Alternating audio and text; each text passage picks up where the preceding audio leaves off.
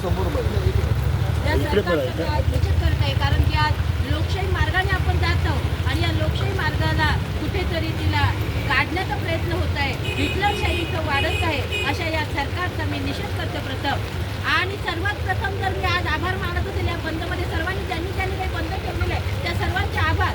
परंतु परवाच्या दिवशी आदरणीय भोईरने जशी बातमी न्यूज ऐकली, आदरणीय श्रद्धेय बाळासाहेब आंबेडकर वंचित बहुजन आघाडीचे त्यांनी जसं श्रद्धेय बाळासाहेब आंबेडकरांनी न्यूज टाकली महाराष्ट्र बंद, तसंच दादा जागृत आले. त्यांनी सर्वांना फोन केले, सर्वजण म्हणतात आम्हाला माहिती नाही आहे. परंतु अशा या जागृत दादांचं जे सर्व पक्षामध्ये सहभागी आणि सर्वांना घेऊन चालतात त्याबद्दल त्यांचं जोरदार एकदा टाळ्या त्यांचं स्वागत करूया.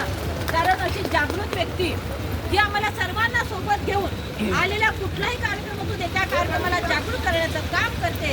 आणि आज आपण बघितलं जे काही जंतर मंतरवर जे काही आंदोलन चालू आहे ते आंदोलन ज्या विद्यार्थ्यांना न्याय मागण्यासाठी ते लढत आहेत अशा विद्यार्थ्यांना काठीला खिळे ठोकलेले आहेत. खिळे ठोकून त्यांच्या अंगामध्ये होल पाडलेले, छिद्र पडलेले, त्यांच्यावर काठ्यांचा मारा केलेला आहे. एवढंही करून थांबलेले जे काही ते ब्रॅकेट होतं त्या ब्रॅकेटला पूर्ण त्या ब्रॅकेटला त्यांनी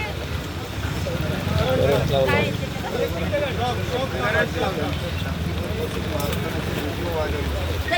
त्या ब्रॅकेटला त्यांनी करंट लावलेला आहे. म्हणजे त्या ब्रॅकेटमध्ये करंट करून विद्यार्थी खाली पडलेले आहेत. एवढंही नाही केलं तर स्त्रियांच्या अंगावर, मुलींच्या अंगावर उभं राहून पोलिसांनी विशेषतः उभं राहून त्यांच्या अंगावर त्यांचे कपडे फाडलेले आहेत. सोनम वांगचे जे 20-25 दिवसापासून आपल्याला आंदोलन करत आहेत तर त्यांचं सुद्धा आज बघत होता. पण ते एकटे आंदोलन नाही, सर्व विद्यार्थी त्यांच्या मागे. आज विद्यार्थी नाही, विद्यार्थ्यांचे माता पिता त्या आंदोलनात आहेत. ज्यांचं जमीन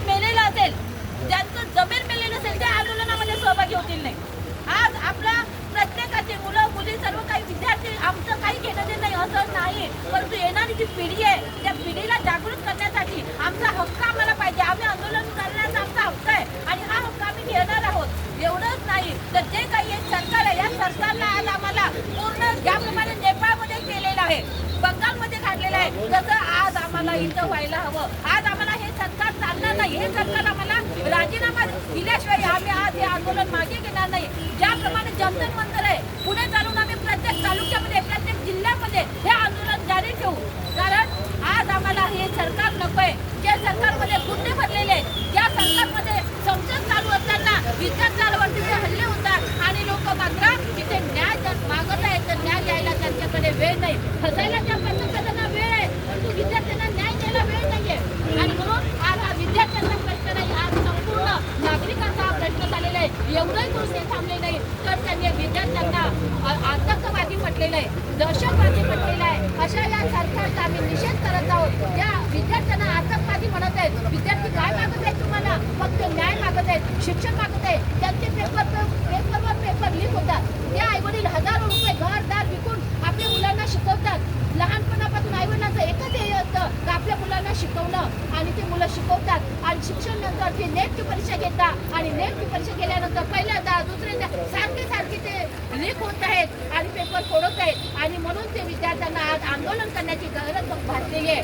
आणि म्हणून आज त्यांच्या माता पिता सर्व त्यांच्या पाठीशी उभे आहेत. तर आम्ही आज ठामपणे त्या विद्यार्थ्यांच्या पाठीशी ठामपणे उभं आहोत. आणि त्या विद्यार्थ्यांना सरकार पोलीसने हल्ला करून तिथं एक ट्रक भरून तिथं दगड ठेवलेले आहेत आणि एवढं करून त्यांचे कपडे बदलून पोलिसांच्या वेशामध्ये ते दगड मारत आहेत.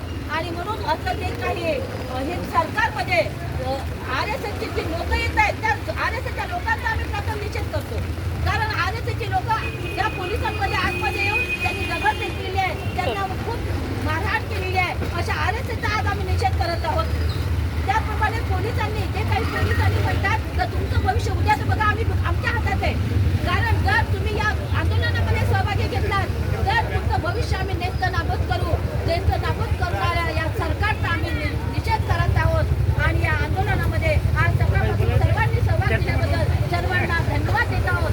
आदरणीय बाळासाहेब आंबेडकरांनी आज हा बंद सांगितलेला आहे, बंदची हाक दिलेली आहे. त्या हाकेला सर्व पक्ष, आज कुठलाही पक्ष नाही, सर्व पक्ष एक आहेत, सर्व भारतीय एक आहेत, सर्व नागरिक एक आहेत. आणि अशा या सर्व नागरिकांनी ज्या जंतर मंतरवर झालेल्या भ्याड हल्ल्याचा आम्ही निषेध करून आज बाळासाहेब आंबेडकरांच्या पाठीशी आज आम्ही उभे आहोत. त्यांच्या आंदोलनामध्ये आम्ही सहभागी झालेले आहोत. आणि म्हणून या सरकारचा व्यक्त करून आज आम्ही इथे थांबतो. जय भीम.